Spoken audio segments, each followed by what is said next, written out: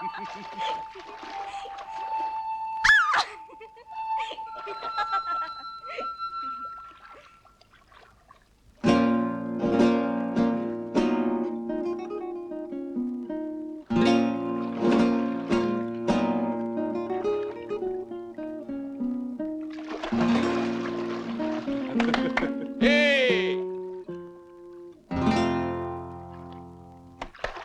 Hé!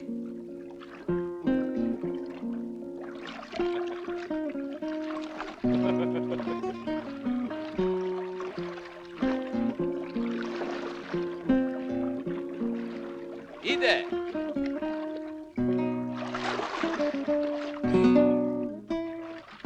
Ide!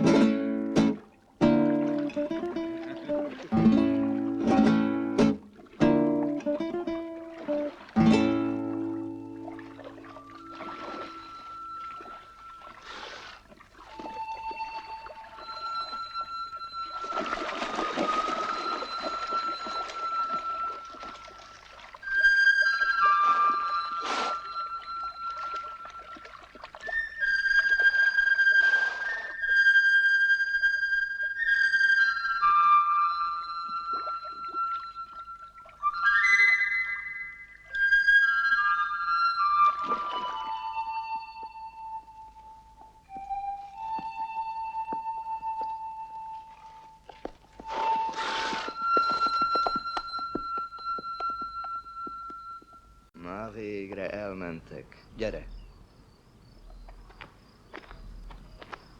Kezdhetjük. Minek kellett ide cipelnünk ezt a sok fölösleges vackot? Nem vagyunk földmérők. Mit rögsz te ezen? Ne törődj azzal, ami nem tartozik rád. Tovább folytassátok.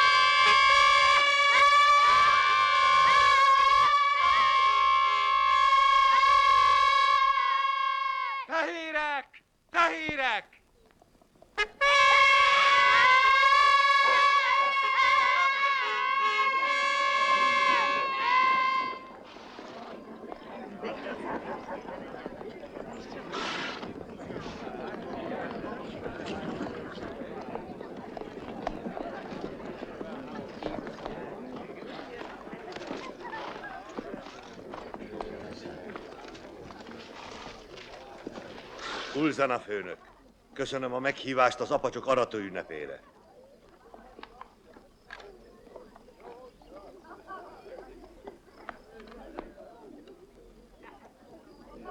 Tábornok, más néven Szürke Farkas. Üdv!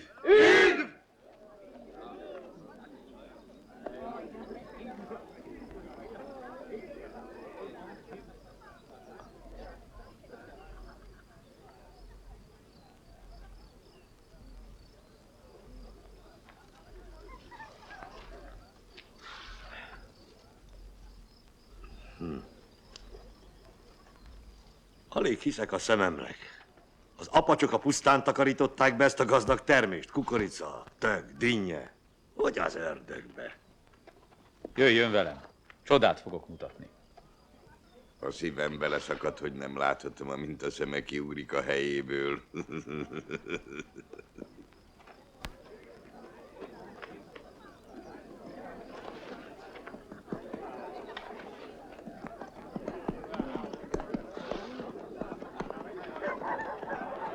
Jöjjön.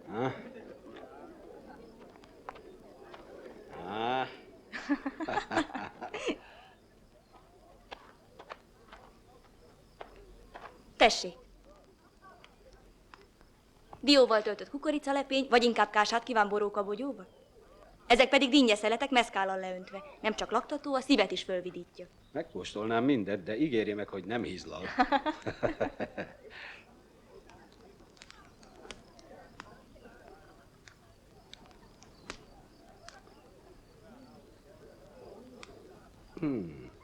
Az egyik nő szép, a másik nő jól főz, maga mindent tud. Vagyis maga mind a kettő. Hogy is mondjam, elképesztő. Hát elmegy. Tessék? Mit mondott? Dicsérte a húst. Aha. Milyen állat volt ez? Maguk úgy hívják, préri patkány. Ó. Oh. Ah.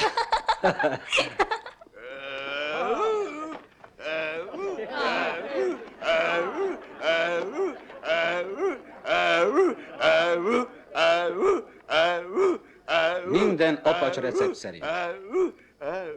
De maga ugye mexikói? Miből vette észre, kapitány?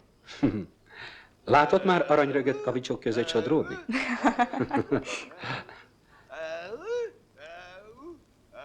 Mióta él itt fogolyként? Nagyon sajnálom. Én nem vagyok fogoly. Önként élek itt. Aha. Ezt nehezen hiszem.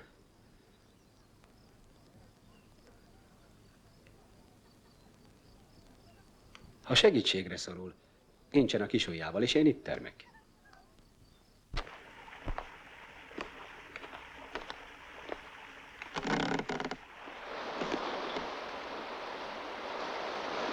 Hogy csináltátok?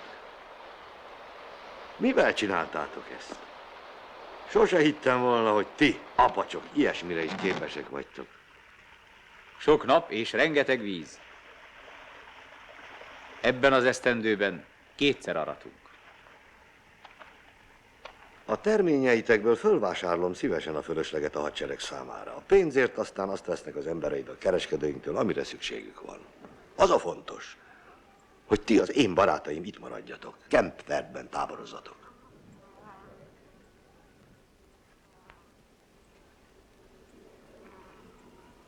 Békét akarunk a fehér emberekkel. A fehér emberek is ezt kívánják? Békét, biztonságot. Erről én a főparancsnok gondoskodom. Szerencsés nap ez a mai. A jövőben vége szakad minden háborúságnak. Több összetűzés az apacsok és a fehér emberek között nem lesz. Gyönyörű ez a mexikói nyereg. Honnan van? A feleségem ajándéka. Ajándék vagy? Ajándék.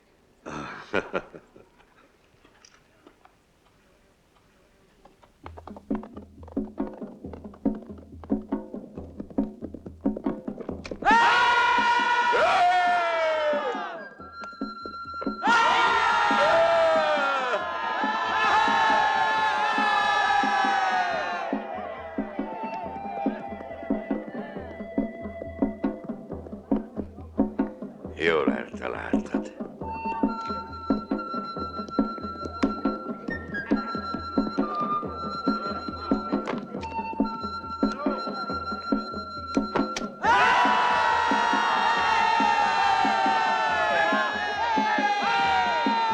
Én is! Utána csinálod? Persze. Eredj!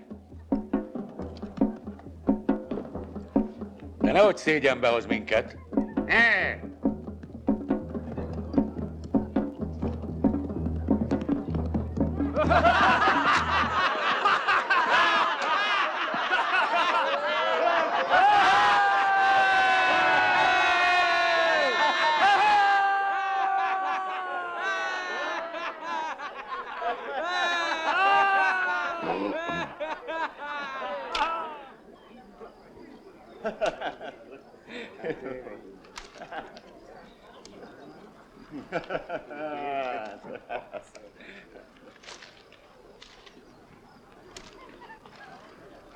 Ez a magáé, kapitány.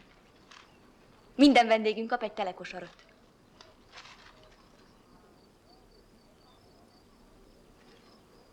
A kukoricát örömmel elviszem, köszönöm. És ez kié? Ja, ó! Ez Kocsizé, a Csirakavák főnökéjé. És ez itt? Meg ez? Ez Eszkimenziné, az Arivajpák főnökéjé.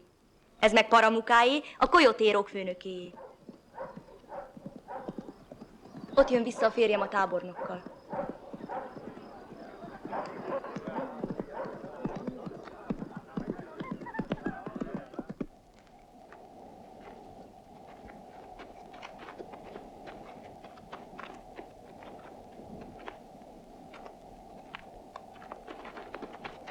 Na, ezzel meg vagyunk.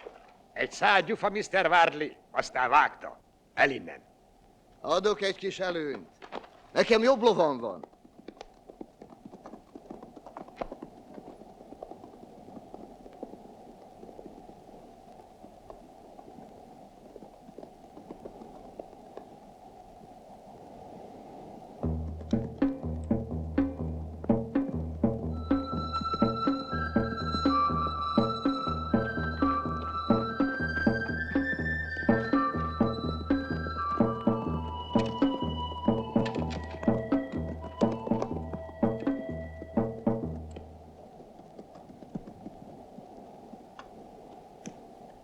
Üdv, barátaim!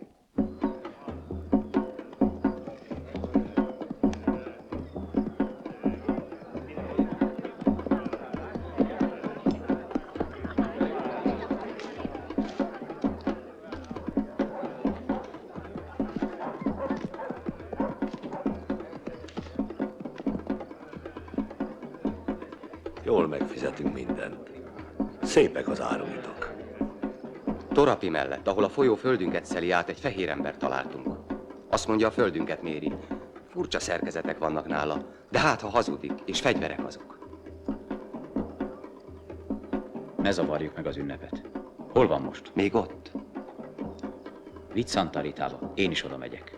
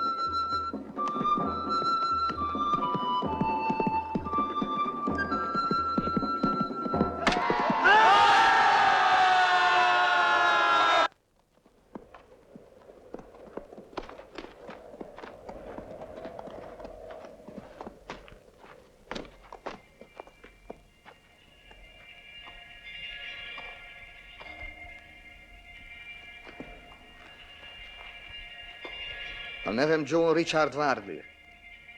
A washingtoni kormány bízott meg azzal, hogy jelöljem meg az új határt. Ezzel jelöltem meg. Határt vontok a mi földünk közepén. Csak formaság az egész. A mexikói katonákat legyőztük, így határunk délebre húzódik, mint annak előtte. Sápadtarcú barátom nem jól ért. Vagy nem akar érteni. Ez itt az apacsok földje.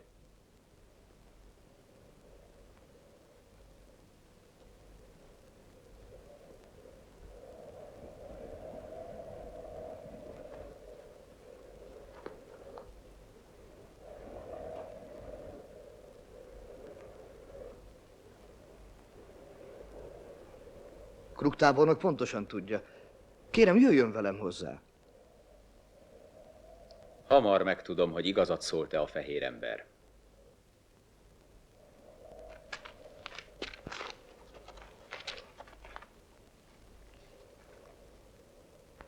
Megengedi, hogy most elmenjek?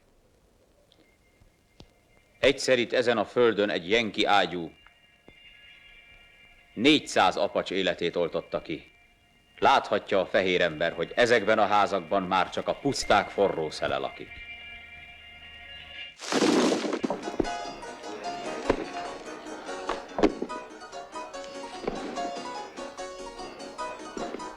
Az apacsok az öntözőműveik segítségével olyan többletet fognak termelni, hogy a fölösleggel még kereskedni is tudnak. Kruk tábornok szerint ez az apacsok történelmi tette. A történelmi tett példáját csak hamar követik a csirakavák, a meszkalérók és a többi törzs is mind.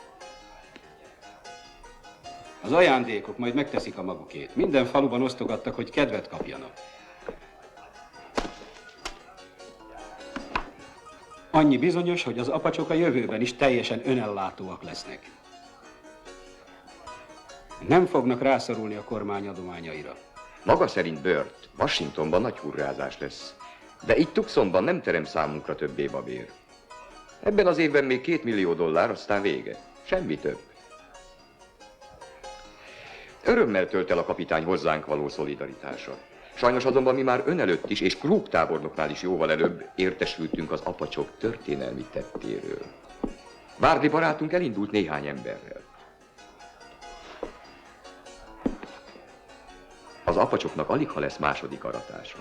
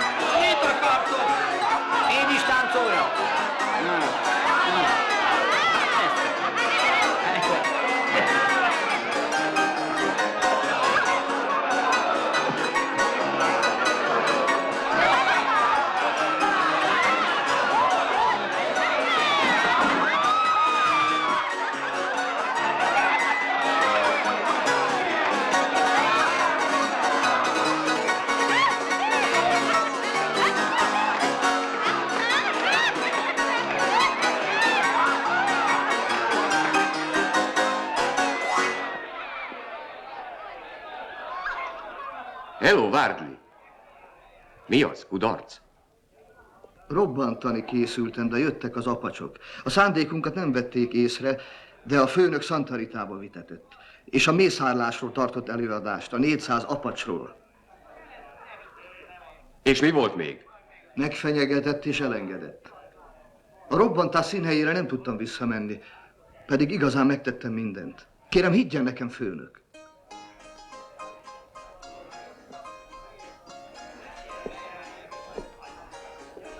Ez bizony rossz hír, Eldrickton. Igen rossz hír. Éppen ellenkezőleg. Képzelje csak el, ha akkor robbantott volna, amikor a tábornok az apacsoknál volt. Magának több a szerencséje, mint az esze. Jöjjön, igyon egy kortyot. Az üzlet csak akkor megy, ha az apacsok rászorulnak a kormány adományaira. Ilyen jelentőséget tulajdonít az apacsok ajándékainak, Burton? Igen, ilyet. De a tábornok az apacsok oldalánál, ezt ne feledjük. És hogy Kruk ellen bármit tegyünk, teljesen reménytelennek látom. Igaza van, Burton. De csak ha itt marad a tábornok. Tételezzük fel, hogy igen tisztelt főparancsnokunk a közeljövőben meghívást kap Washingtonba. Van ott egy nagyon jó barátom. Na és aztán a távol létében mi minden meg nem történhet. Egészségére, Eldrikton. Várjunk, barátocskám. Ahogy itt észrevétlenül besurranni látlak, támadt egy ötletem.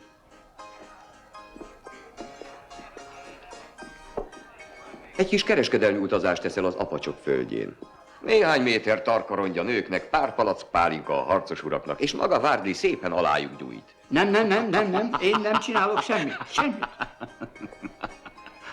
Kapitány, maga tudja, mit csináltak az apacsok az én Johnson barátommal. Én sose csináltam semmi rosszat, és majdnem kitörte a nyakamat egy halott apacs. Én bizony magamtól egy tapottat sem. Önszántamból nem. Önszántadból? Nem is azt kívánjuk tőled. És mi esik le nekem? Ennél a rémesen veszélyes akciónál. Mindegyikünktől $10, de csak ha élve jössz vissza.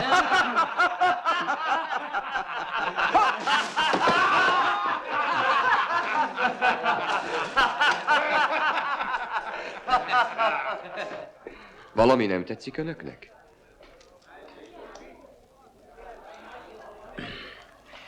Bocsásson meg, nekem dolgom van.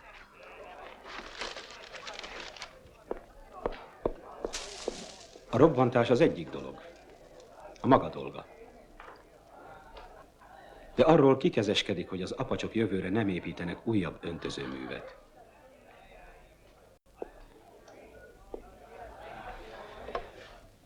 Jobb lenne, ha más helyre települnének, ahol nincsen víz és más efféle bolondság. Ismeri San Carlost? Csinos kis száraz földdarab. Ott még a fű sem terem meg. De ez persze egy parancs kellene Washingtonból. No meg hát... Hát ez isteni ötlet. Bravo! És ha minden jól szuperál, akkor a nyereségünk 4%-ról 6%-ra ugrik fel. Mondjuk 7%. Mindig a 7-es volt a szerencse számom.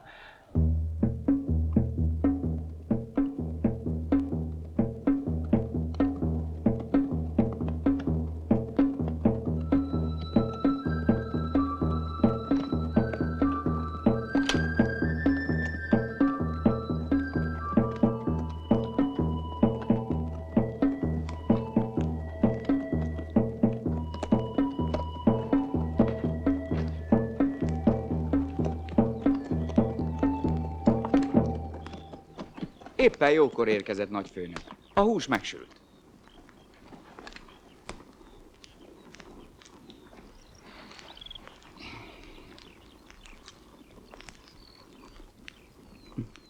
Idekint jobban esik, mint ott. A szürke farkas az erődben van? Nincs. 2 napja Washingtonba ment. Mit akartok tőle? Jött egy férfi Tucsonból a falunk közelébe. Új határt akart vonni. Azt mondta, Crook tábornok tud róla. Őrültség. Miért jelölnének meg itt Veltben új határt? Erről nekem kellett volna tudnom legelőször. Biztosan valami csirkefogó volt a tucsoni bandából. Ki tudja, mit akar tőletek. Biztosan semmi jót.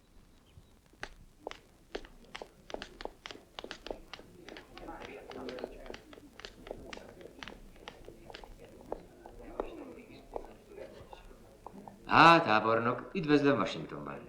Remélem nem fáradt el túlságosan a hosszú úton. Hány napig tartott az utazás? Ám bár, ön odalen sokkal rosszabbhoz is hozzáedződött. A kemény munka, a forró klíma, és méghozzá az apacsok. Az apacsok felől megnyugtathatom. Nem kell több nehézségtől tartanunk. Ez egy gonddal kevesebbet jelent nekünk Washingtonban. Tessék, nagy kő esett le a szívünkről. Van azonban egy másik aggályunk. Honfitársaink helyi érdekei odalen. A provinciális érdekek. De a legbosszantóbb az, hogy az elnök nagyon ad a lentiek véleményére. Ért engem, tábornok? És ennek bizonyos következményei vannak. Hogy érti ezt? Miféle következményei? Bocsánatot kérek, az elnök úr megbetegedett. Köszönöm. Most hallom, hogy az elnök megbetegedett. Semmi komoly, de a napokban nem tudja önt fogadni. Néhány nap türelmet kérünk öntől, tábornok úr. De engedje meg, hogy meghívjam vacsorára. Azoknak a bizonyos következményeknek a kérdését nyugodtan megtárgyalhatnánk.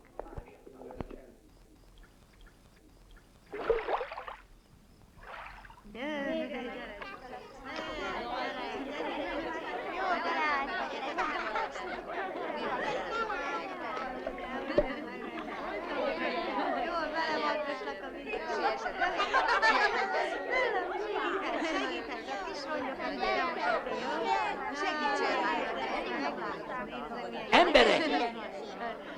Figyeljetek ide! Gyertek már!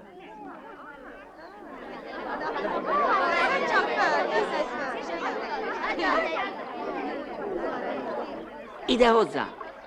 Na gyertek! Harcos, tüzes víz. Értesz? Ne? Tüzes víz! Víd, víd!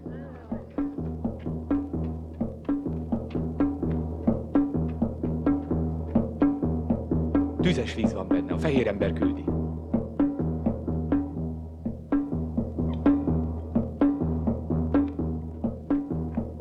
Kóstold meg.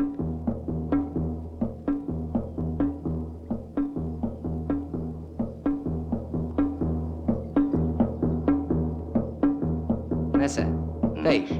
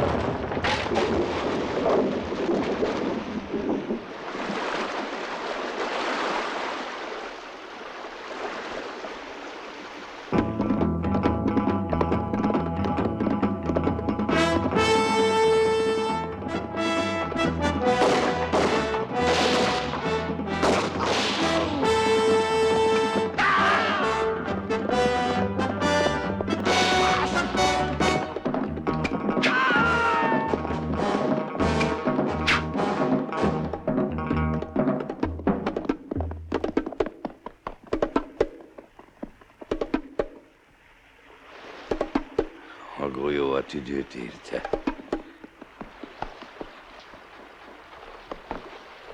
Csak orvos segíthet rajta, csak a városban van. Oda viszitek Ulzanát? Az út nagyon hosszú odáig. Már eddig is sok vért veszített.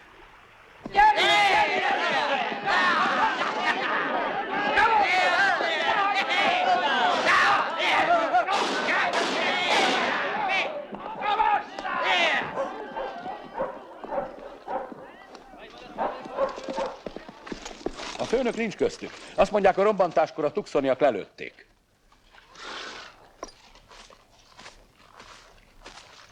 Előre! Gyorsan!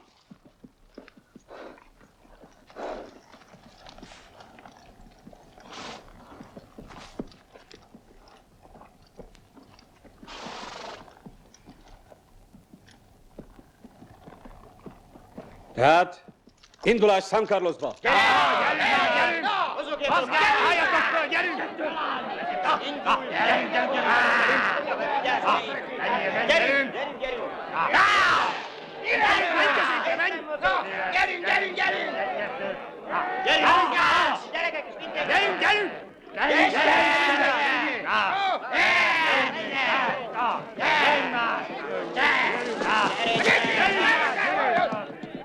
Mi a baj? Elmúlt éjfél. Maga orvos. A férjem súlyosan megsérült. Tessék.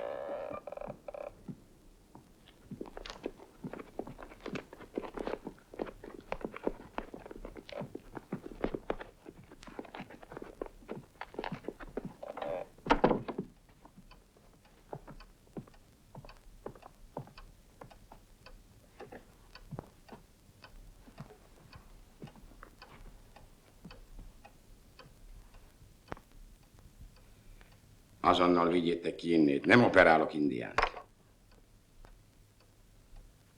Valóban a férje? Maga mexikói? Igen, a férjem. Nagyon sok vért veszített. Ha nem segít, meghal. Eszemben sincs megoperálni. Vigyétek ki. Vigyétek ki azonnal.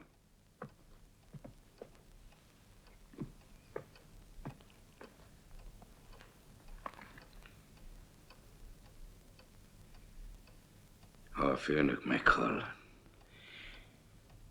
elpusztul a város. Mit mondott az öreg? Ha a főnök meghal, elpusztul a város.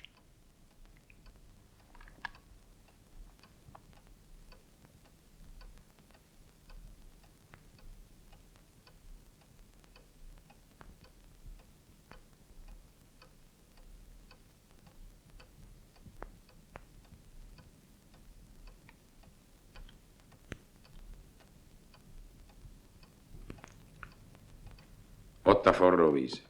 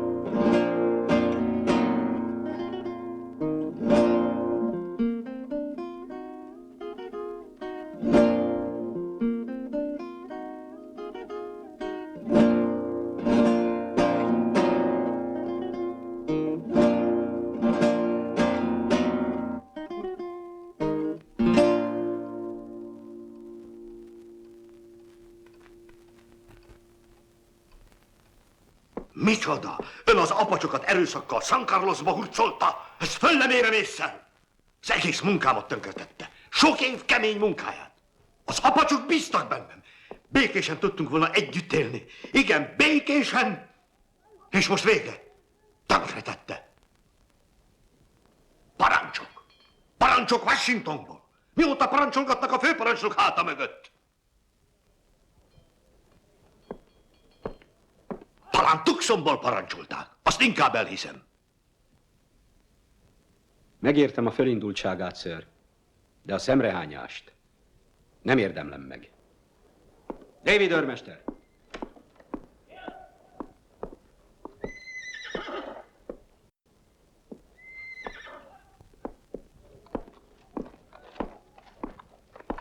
Minden apacsot haladéktalanul telepítsenek át San Carlosba. Előbb lefegyverzés, biztosítsa, hogy semmiféle váratlan esemény ne segítse elő a rendelet megszegését. Nem hiszem, hogy ez a parancs nem elég egyértelmű. Átkozott aljas disznóság!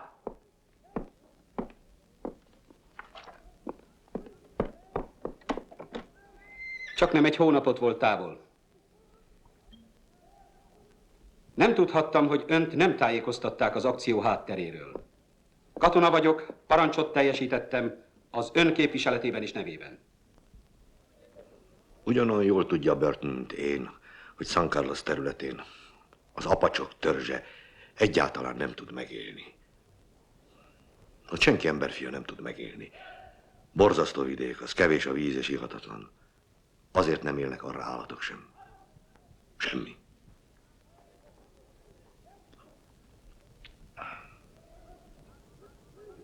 A kormány élelmiszeradományai útban vannak. Igaz, bőséget nem biztosítanak. De az apacsok szívósak.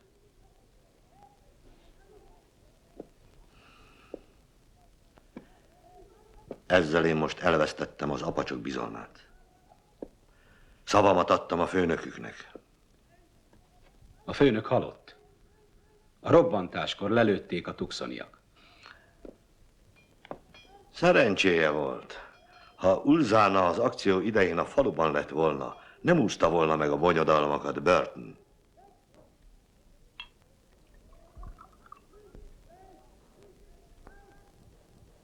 A szerződés értelmében ez az első adomány a nagyfehér atyától Washingtonból részbőrű gyermekeinek. Nem kell többé vadásznatok. Nem kell már nektek öntözőcsatorna. Mindent ingyen kaptok. Hetenként egyszer. Húst vödörszámra, zsákszámra kukoricalisztet. A tábornok a szürke farkas. Visszatért az ő hosszú utazásából. Igen, 2 napja. Miért kérded, öreg? Őrmester, ez ősi trükk. Kérdez valamit, de valójában koldó. Csak az apacs büszkesége miatt nem teszi ezt közvetlenül. He?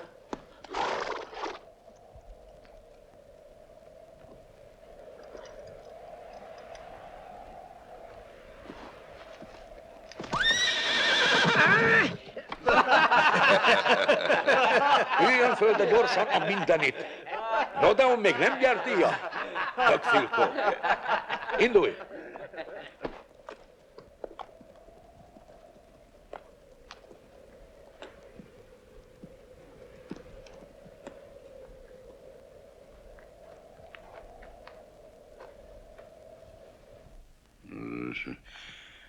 A szürke farkas az erődben van, ha jól értettem az őrmester urat. Szólj Hakinak, hogy terelje össze a megmaradt lovakat.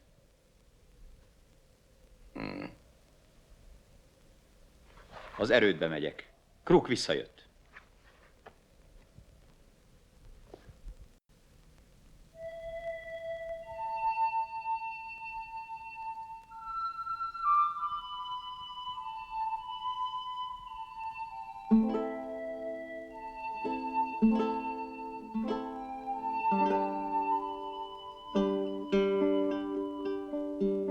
Leona, mi van veled? Félek. Nagyon félek.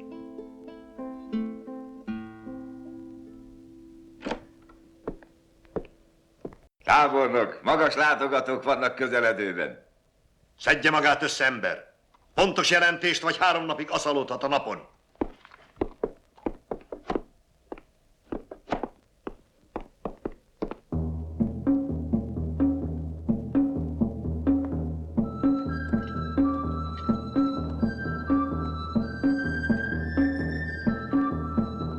Tartsd. Jó, tartsd.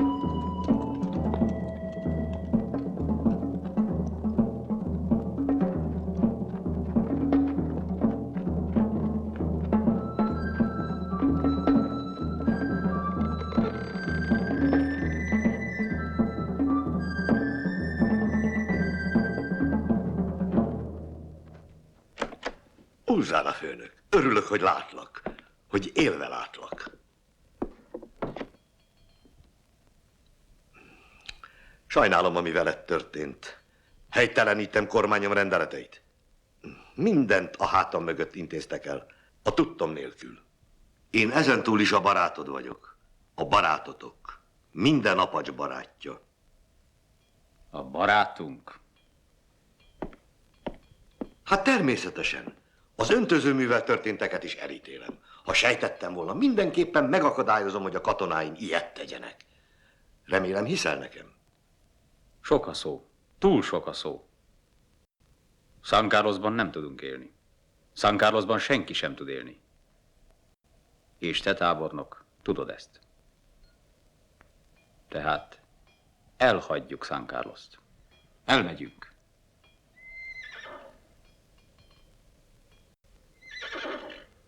Ki hagyja el a San Carlosi rezervátumot? Az apacsok országa hatalmas. Főnök, várj! Hívjon össze minden tisztet.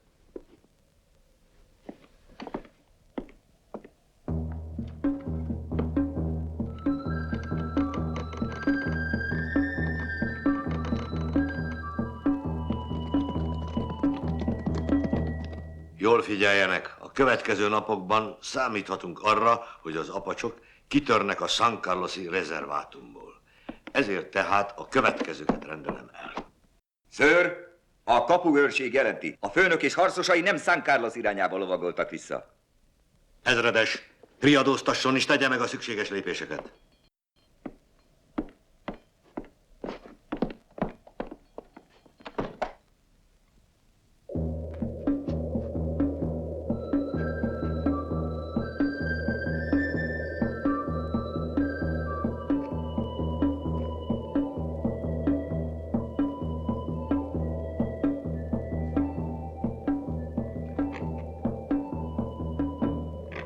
Ször, a távíróvonal megszakadt. Tucsonban még elment a sürgőny, aztán megszakadt. Elvágták.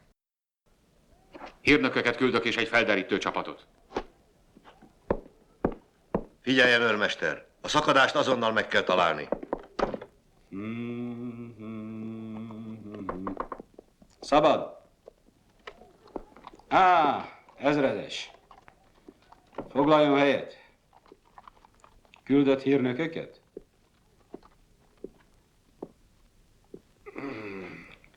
Azt hiszem, azokról lemondhatunk.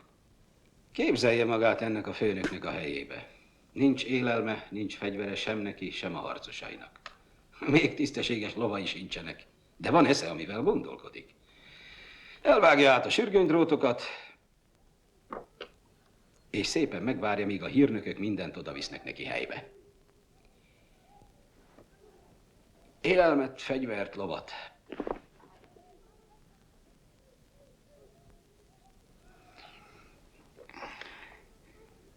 Nekem más az elgondolásom, kapitány. Ő talán csak izgatni akar bennünket. Azt hiszem, hogy kerülőt tesz, és úgy megy San Carlosba. A feleségéhez. Ott nyugodtan bevárja, mit tesz a hadsereg. A feleségéhez. Winterőrmester! Winterőrmester!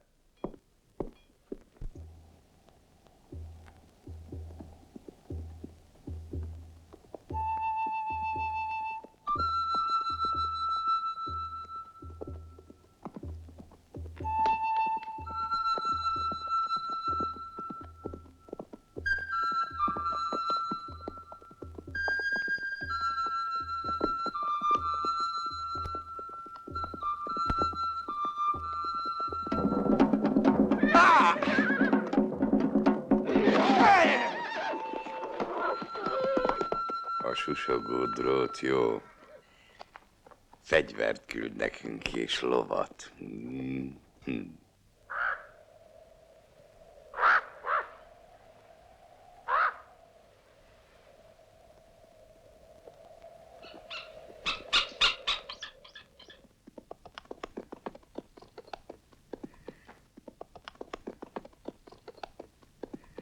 Üdvözlöm, kapitány. Most készítettem el az ebédet. Mihez van kedve? Kásához borókabogyóval? Vagy diós kukoricalepényhez? Vagy ezt tenni? Dinnye szeletek meszkállal leöntve. Nem csak laktat, a szívet is fölvidítja.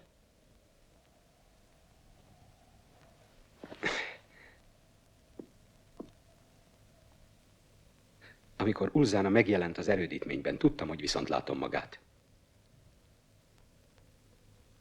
Amikor meghallotta a lódobogást, Igazán őt várta? Na ne féljen, nem esett baja. Ellovagolt, eltűnt.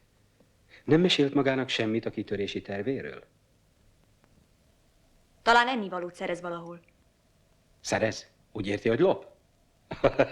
Vagy maradt még aranya a régi szép apacsi időkből? Nekem mindegy, hogy csinálja. Mit tenne Uzzán a helyében, ha látná, hogy éhezik a felesége és a barátai, a rokonai? A csöndes gyereksírást hallana minden éjjel.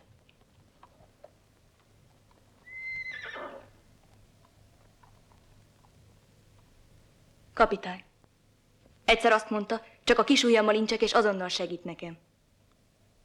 Most bebizonyíthatja, mennyit ér a szava. Segítsen nekem. Segítsen a 300 apacsnak. A hadsereg semmit sem tehet. Így hát sajnos én sem. A segélyszállítmányokért a tuxoni civilek felelősek. Talán fölocsúdnak a tuxoniak, ha elárulja, hogy nem sokára 300 éhes apacs közeledik feléjük. És 400 éhes csirakava indián. És meszkálérók és dzsikárilók.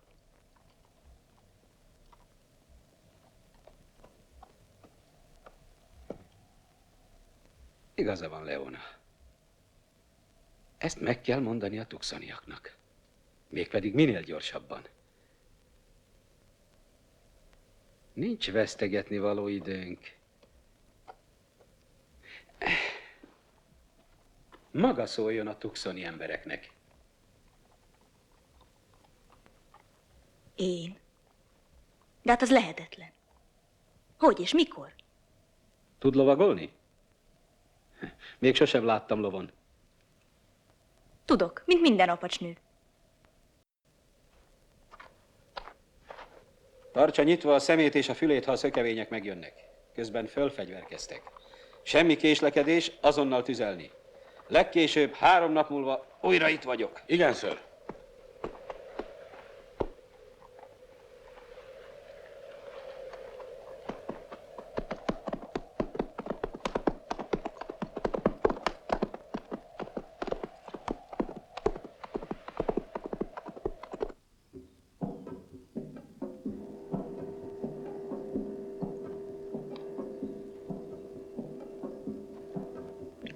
Ilyen ostoba ötlete is csak egy tábornoknak támadhat.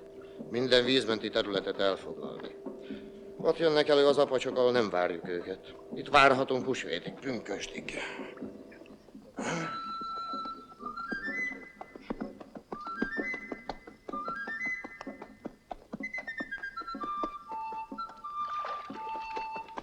Ne lőj! Élve fogjuk el! Jóra!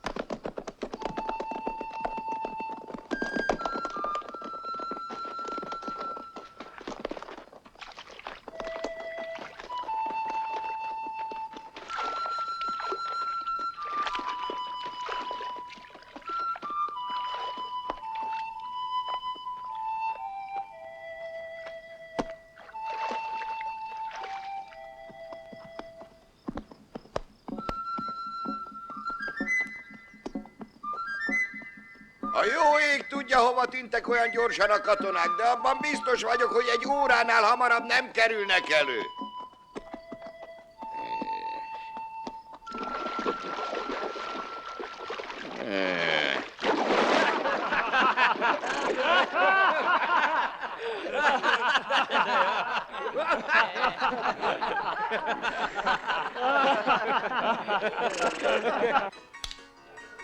Tessék, a legújabb apacs rémtett Arizonában. Kaphatok én is? Az apacsok postakocsikat támadtak meg 6 halott.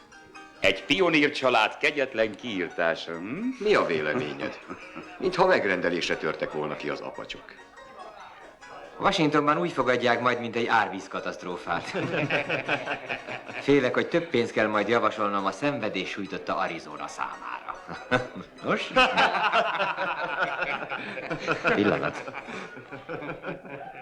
De hiszen ez a jövő heti újság. Látnokok vagyunk. Minden újságíróban jós veszettel, mi? Meghallgatnának engem? Attól tartok, nem lesznek így elragadtatva, ha közlöm, hogy talán már holnap szétszéled a San Carlosi rezervátum. Több mint 4000 éhes apacs. Nem érkeztek rendszeresen a segélyszállítmányok? A segélyszállítmányok. Az apacsfőnök felesége tájékoztatja, mi érkezett. Ócska, takarók Van és idő, rossz... hogy ezt megbeszéljük. Előbb mossák le magukról az útporát. Gyorsan szobát a vendégeknek. És elegendő vizet. Jöjjön. Ide hallgasson, Triboli. Kéne valami ajándék, ért engem? De valami különleges. Még tovább. Tessék.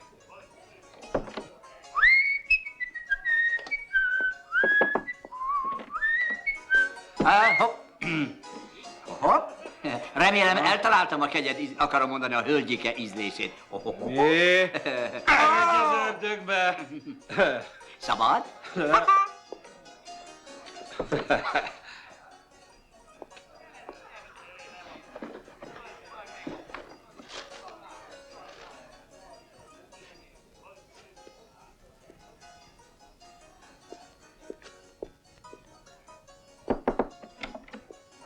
Kérem, fogadj el csekély ajándékomat.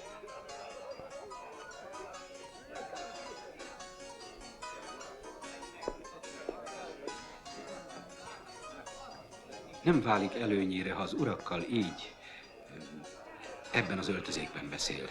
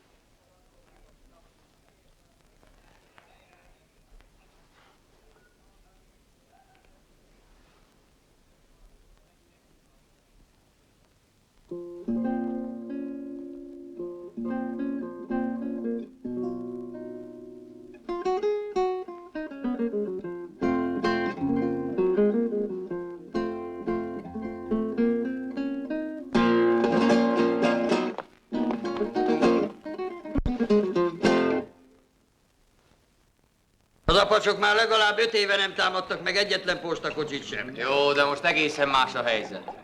Holnap okvetlenül tovább megyek. Nincs mit tenni. És az utasaid biztonsága? Az neked mindegy?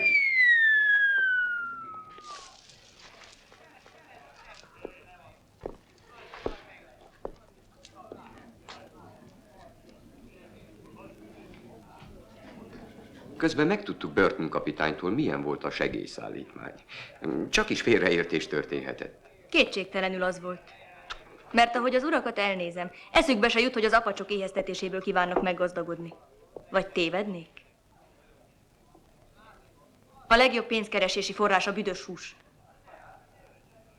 És a férgektől hemzsegő liszt. Ezentúl másképp lesz. A jövőben jobban vigyázunk. De csak egy feltétellel. A férje és társai azonnal térjenek vissza San Carlosba. Nem tudom, hol vannak. Ha vonakodik nekünk segíteni, sajnos olyan intézkedésekre kényszerít, amelyek nem kellemesek egyikünknek sem.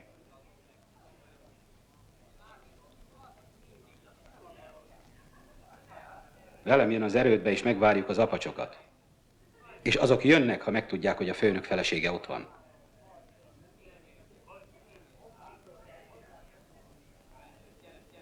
Nagyon csinos terv. Tetszik nekem. Egyedül Burton kapitánynak jutott az eszébe? Vagy ön is segített neki egy kicsit? Ha az urakra nézek. És az üzleteikre és terveikre gondolok. Szégyelném, ha a fehérekhez tartoznék. De szerencsére én apacs vagyok.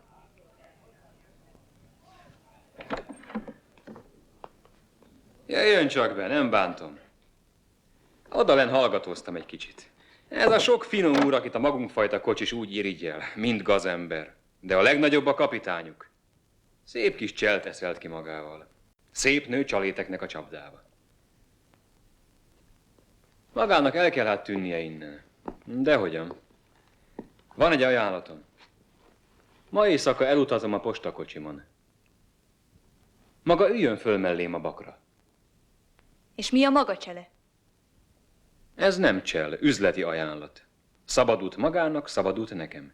Úgy értem, asszonyom, hogyha közben néhány apacs keresztezni az utunkat. Szépen odainteget nekik, és robogunk tovább. És ha az üzleti ajánlatára nemet mondok? Akkor szépen itt marad. De már hallom, ahogy a kapitány a szomszéd szobában a lábát mossa. Hasta la vista, señora. $100 készpénz. Az utolsó esélye, hogy Washingtonba mehessen. És arról gondoskodik, hogy épp bőrrel megússzuk? A bakomra tettem egy kabalát ebből a célból. Megvéd az apacsok golyóitól.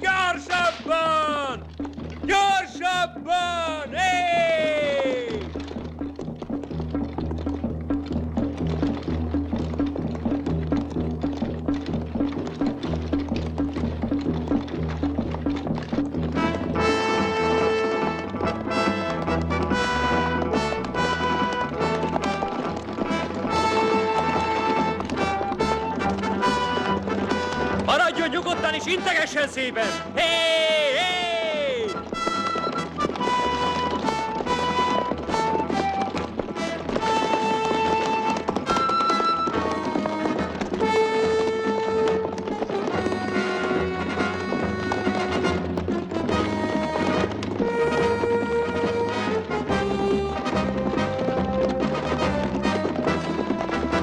Leona! Leona, ugorj!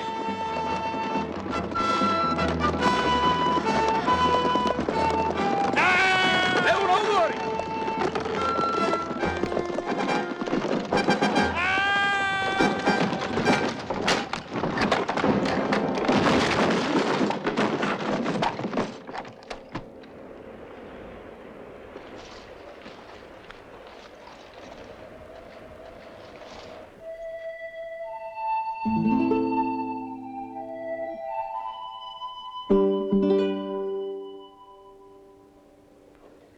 Különben itt sosem áll meg a fehér ember postakocsia.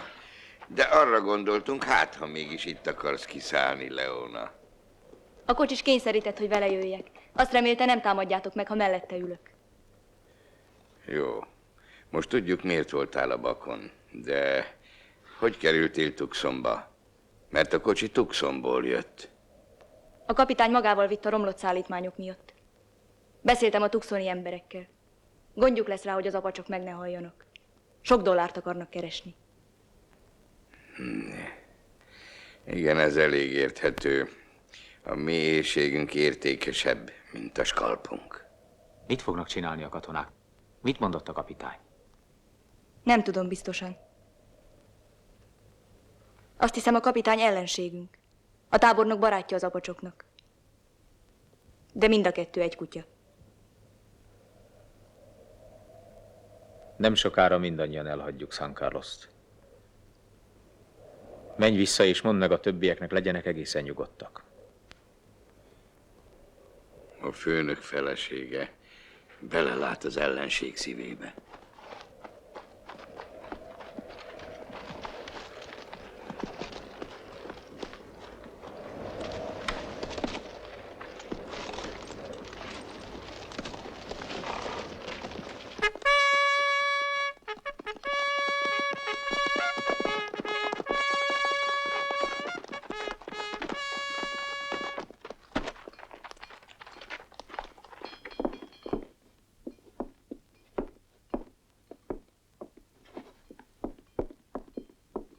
Tábornok, volt szerencsénk értesülni az apacsok úgynevezett kitöréséről. Megértheti, hogy mi, akik Tucsonban a felelősséget viseljük, tudni óhajtanánk, mi az ön szándéka. A városban persze vadhírek keringenek. Nem is jó tréfálni ezekkel.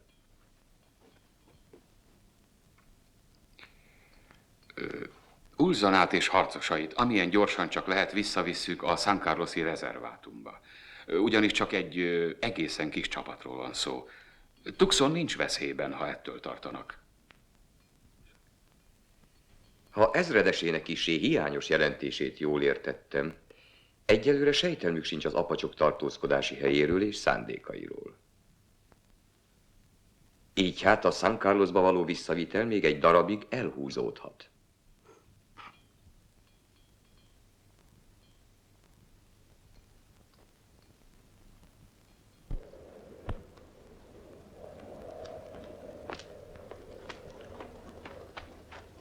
Egy csapat lovas, nem katonák. A fene essen beléjük, egy órácskát se alhatok. Megint lovat és fegyvert hordanak ide.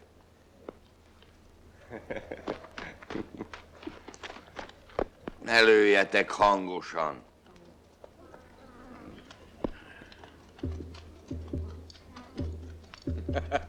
A tábornok butaképét nem felejtem el egy hamar. Az ezredes még butábbat vágott. Oda nézzetek! Ezt elkapjuk, és mutatunk a tábornoknak egy élő apacsot. Hey! Kapjuk el!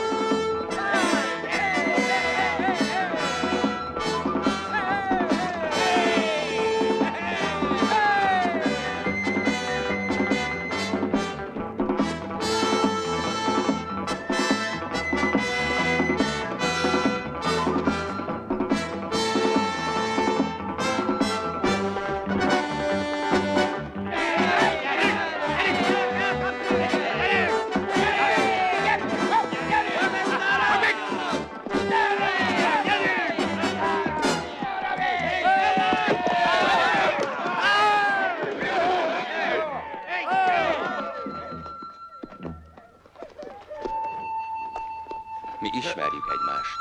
Te hoztad nekünk a romlott büdös húst.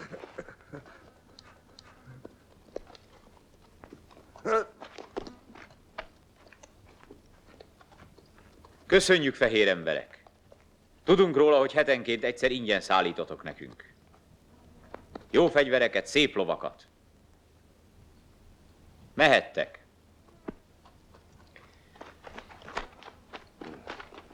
De ne felejtsétek el levenni a csizmátokat.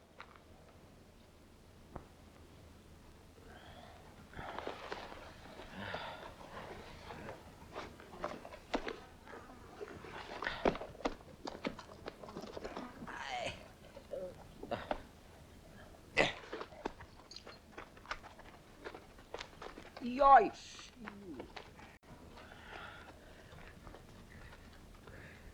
Még szerencse, hogy futni hagynak. De most hova? Vissza az erődbe. A Kruk tábornok halálra neveti magát rajtunk. Tucsonig akar futni, az több mint 30 mérföld. Gyerünk! Oh.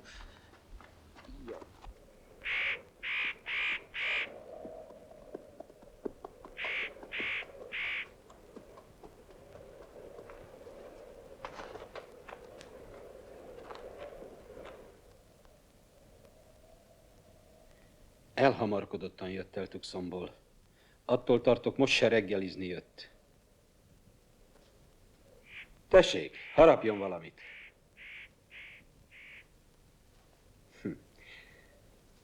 Vagy már evett útközben a férjével? Ha találkoztam volna vele, nem lennék itt.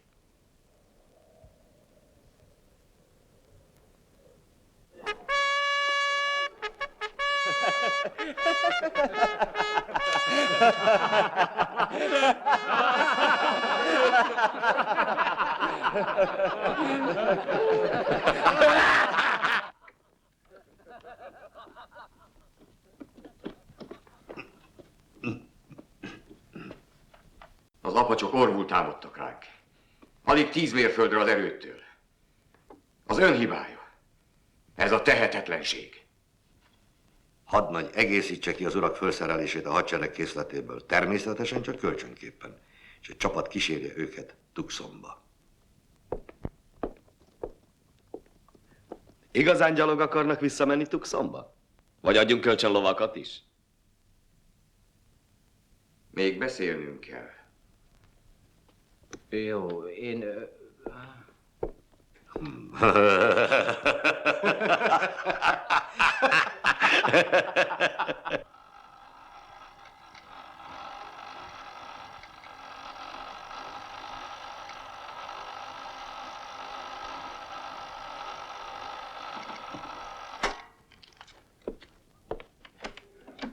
Jelentés, ször.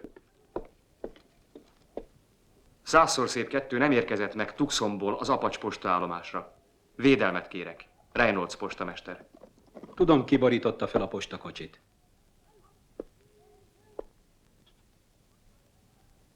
Hadnagy, vigye el a foglyot.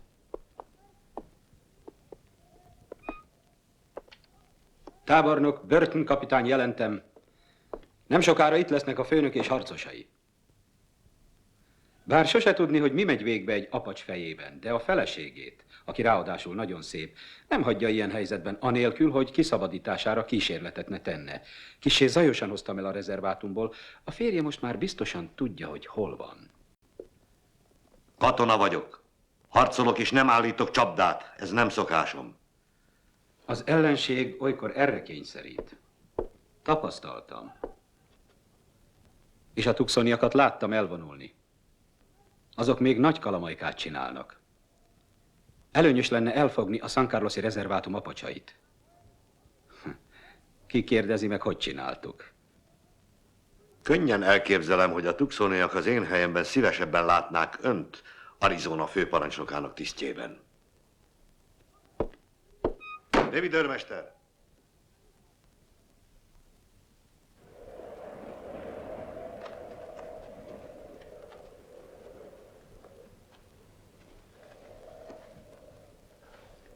Ma éjszaka elhagyjuk San Carlost és a Sierrába megyünk. Az élet ott kemény, de szabadok leszünk. A feleséged az erődben van. Nélküle megyünk el innen. Egy éjjel és fél nap alatt kell elérnünk a nagy szakadékot. Hosszú az út odáig. Különösen az öregeknek és a gyerekeknek.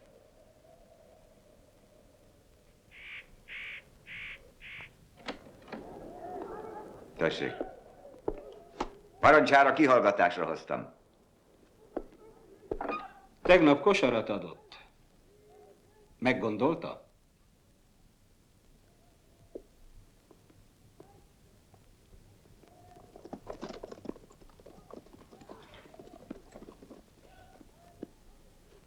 Ebben minden nap része lehet, ha akarja.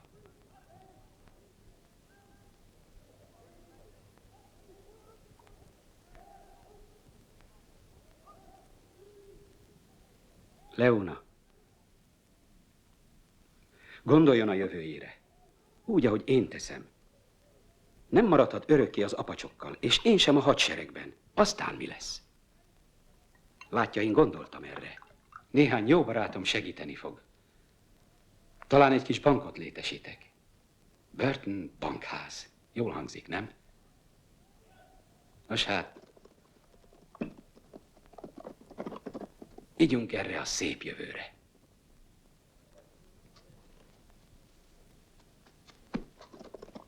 Ne reménykedjék hiába, kapitány. Uzdán a felesége vagyok, és az maradok, amíg élek.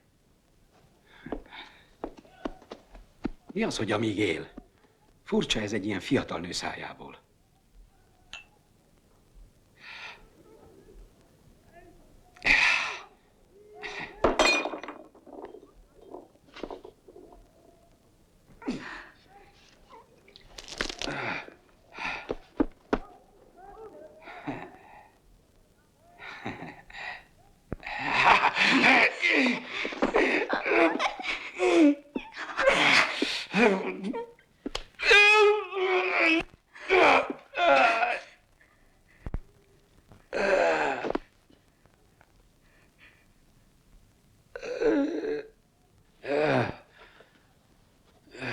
Értem.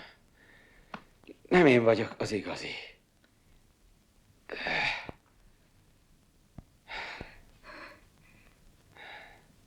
Na majd mindjárt.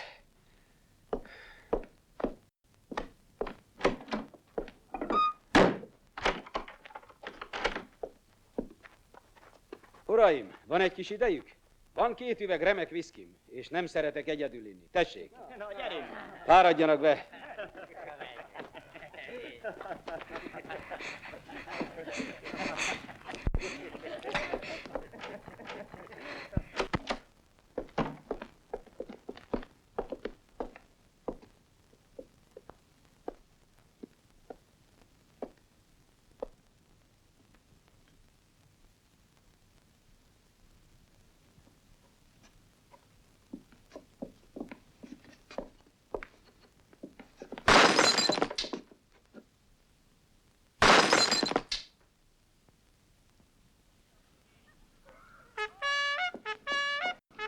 Riadó! Az apacsok elhagyták San Carlost. Gyerünk!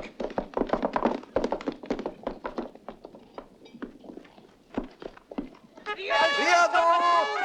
Óra! Első szakasz! Sorakozó! Mozgás! Mozgás! Jobbra! Indulj!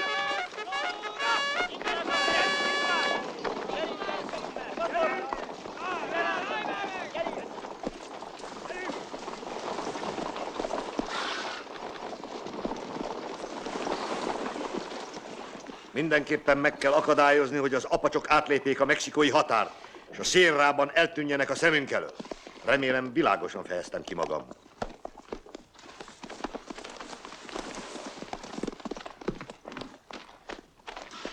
A csapdaállítás nem a legjobban sikerült, mi? Burton kapitány, itt marad az erődítmény őrségével. Jó mulatást!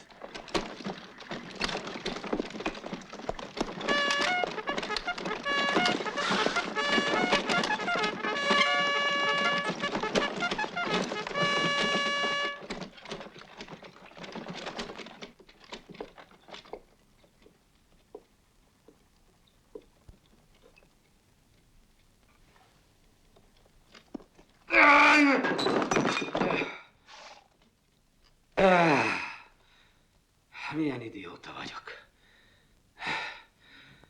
Hogy is képzelhettem, hogy magát ilyen ócska trükkel megkaphatom.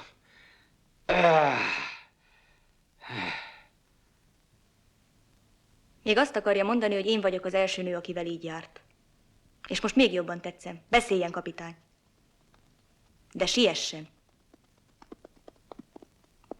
Az erődítmény majdnem üres. Megeshet, hogy a férjem a tábornokot és katonáit elcsalta valahová. És most az ajtóban áll.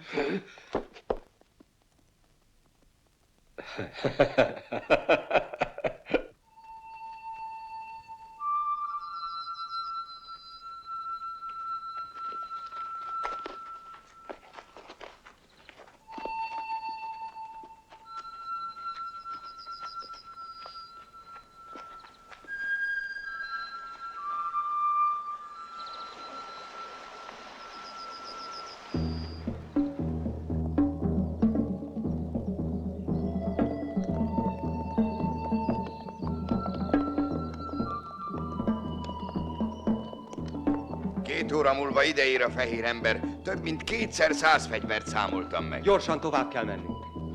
Itt várjuk be őket.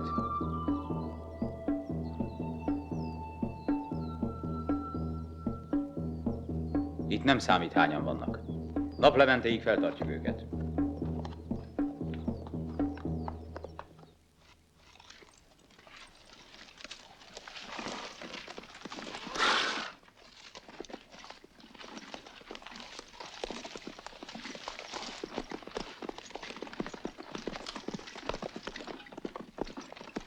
Na, Uli, csapdába esett a róka. Nekünk is csapda lehet ez, tábornok. Valami nagyon nem tetszik.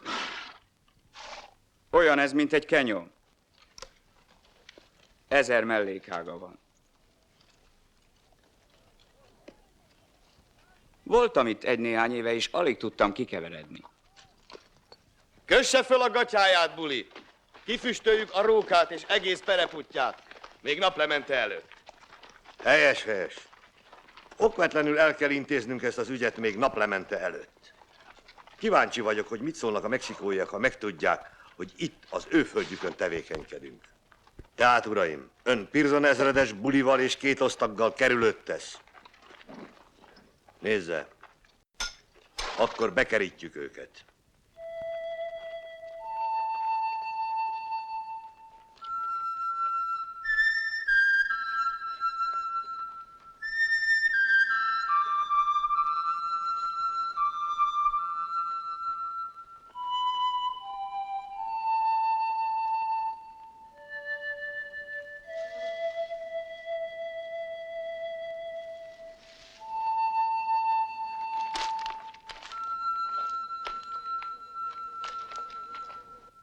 A fehér emberek majd mutogatni fogják, milyen sok a töltényük.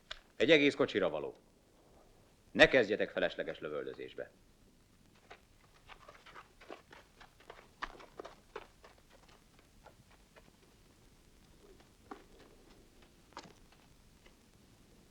És ha Nana nem találja meg a kivezető utat? Nem tudok felelni a kérdésedre. Azt se tudom, mi lesz, ha a katonák felfedezik az asszonyok és a gyerekek rejtek helyét. Segíts, hogy Nana megtalálja az utat. Ezen múlik minden. Én a tábornokot látogatom meg. Mi van Leonával? Az erődítmény majdnem üres. Eddig minden a tervem szerint megy.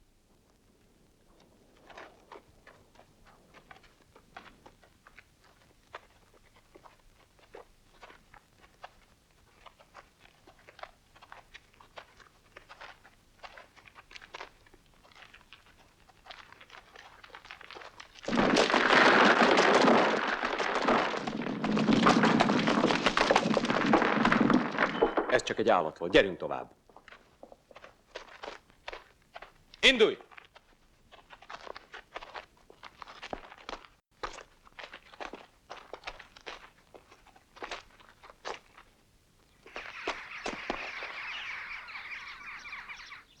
Hidegvér, fiú. Be fogjuk keríteni őket.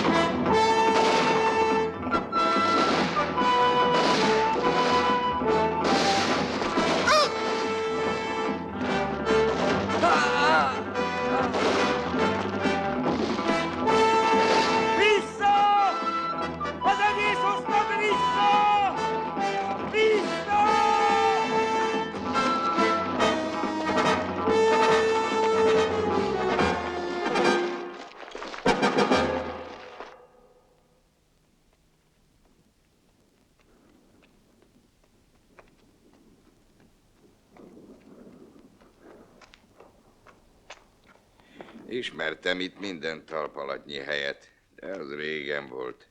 Egy lánnyal éldegéltem, itt a meszkaléróktól hoztam magammal. A törzs ellenezte. Szöknünk kellett és bujkáltunk ilyen barlangokban, amíg a törzseink megegyeztek. Így volt akkor. Nagyon csinos fiú voltam én valaha, de már régen volt. A történeteidet máskor meséld. Meg kell találnunk a rejtekutat. Értsd meg, az utat csak akkor találom meg, ha visszaemlékszem, és csak akkor tudok gondolkodni, ha beszélek.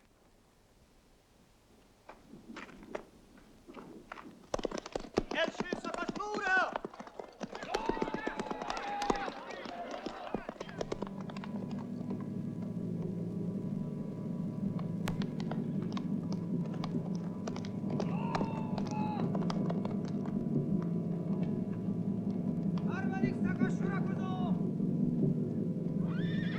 Smith hadnagy és 2 ember halott. Azonnal erősítést kérünk. Ha a fene teszik, akkor is bekerítjük őket. Corelli hadnagy, menjen utánuk 2 szakasszal és adjon tüzérségi védelmet.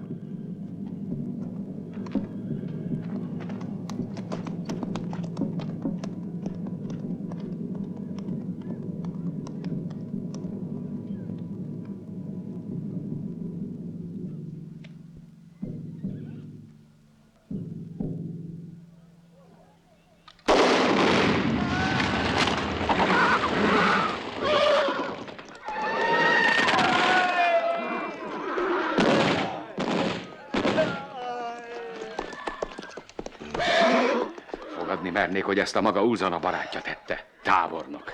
Naplementéig már nem érjük el a célunkat. Vigyázzon! Más taktikához folyamodunk. Az ördögbe is, vigyázzon! Júj! Fújjon gyülekezőt!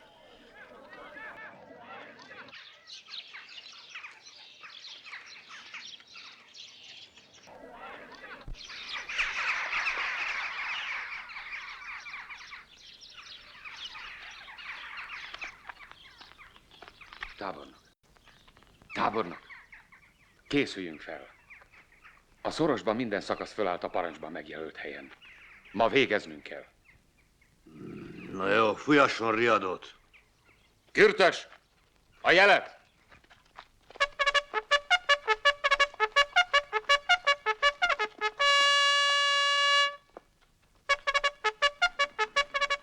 Inkább lenne kedvemre egy igazi lovas támadás szabad területen. Úgy látszik, ma megütközünk az apacsokkal. Nyilván nincs sok töltényük. Hogy érzi magát? Erősek a fájdalmai? Szóra sem érdemes, tábornok. Még egy érdemrend értékét sem üti meg.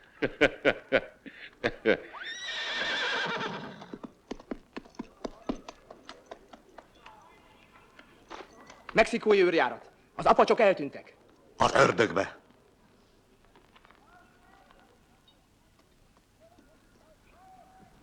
Fújasson gyülekezőt!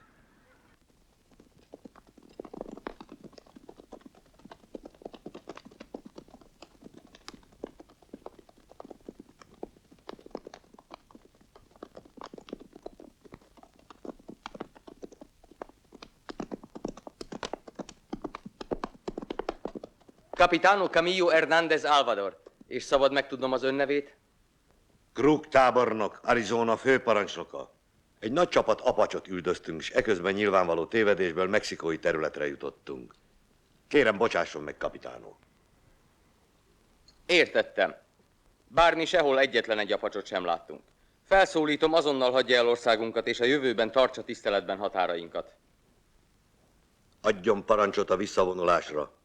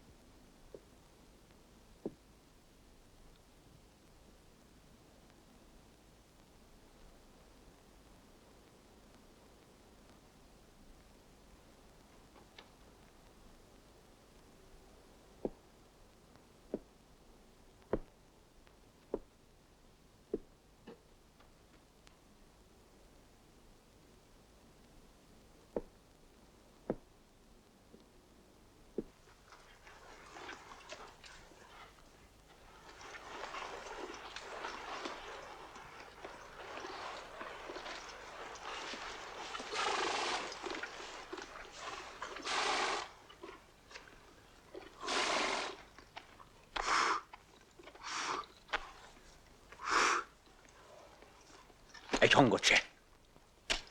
A késem gyorsabb, mint a nyelved. Hol a fogoly? Vezess!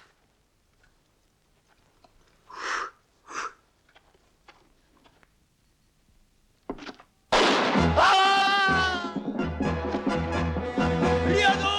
Apacsok!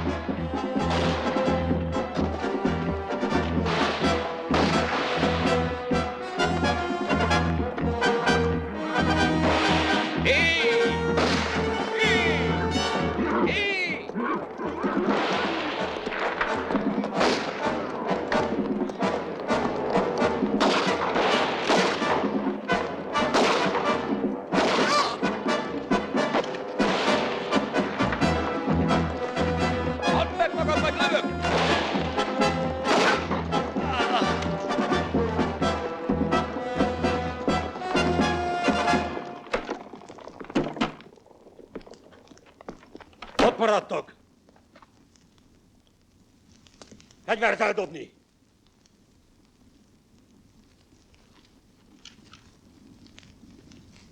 Három lépést vissza!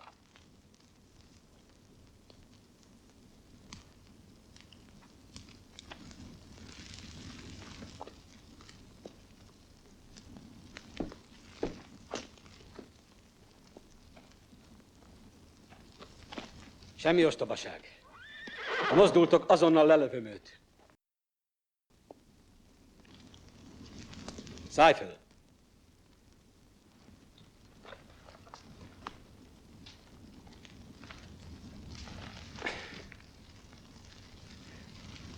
Indulj!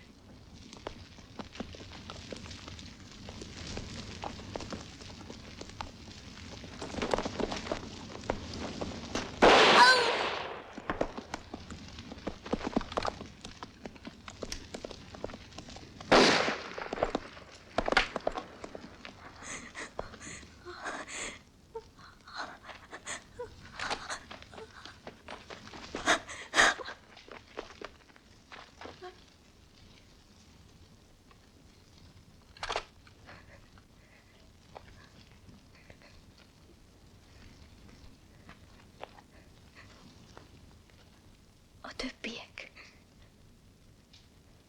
a Sierrába mentek.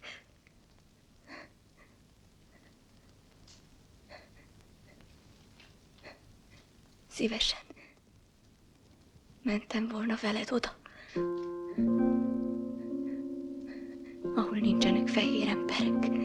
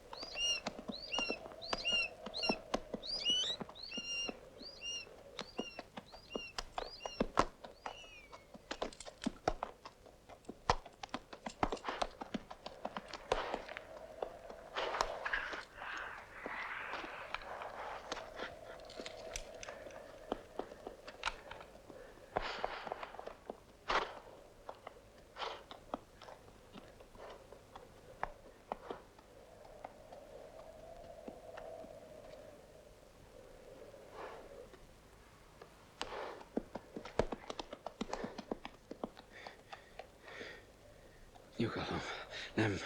Nem veszítem el a fejem. Nyugalom.